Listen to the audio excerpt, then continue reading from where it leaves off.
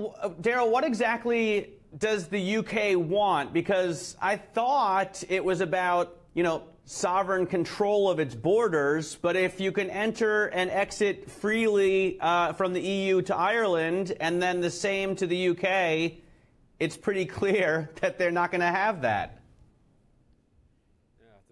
That's a good point. I mean, the top line here is what it's saying is that the idea of border controls on the island of Ireland are completely unacceptable. So quite strong language from the UK. It then goes on to outline two different ways of achieving that objective. Number one, basically to keep the status quo, to keep the EU and the UK's custom range the same as they are today, so no need for a border on the island of Ireland. The second is a slightly more complicated system, which will involve things like a trusted trader system. That means that something like the Diageo, which ships Guinness across the island of Ireland, would essentially not need to fill out declarations. I mean, it's pretty technical stuff at this point, but the top line is, you're right, they say it's unacceptable to have border controls in the island of Ireland. Dara, the response to yesterday's customs proposal from many quarters of Europe was that this was pure fantasy.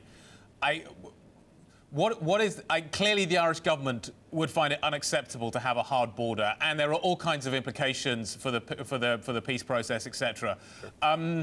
But given the response to the customs story yesterday, kind of what is the feeling in Dublin about how realistic it's going to be to not have some sort of border post up there?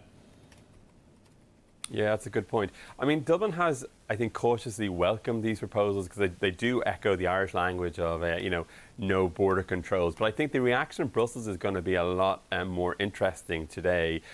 Already we've seen French farmers raise concerns about the prospect of a totally open border between the north and south of Ireland.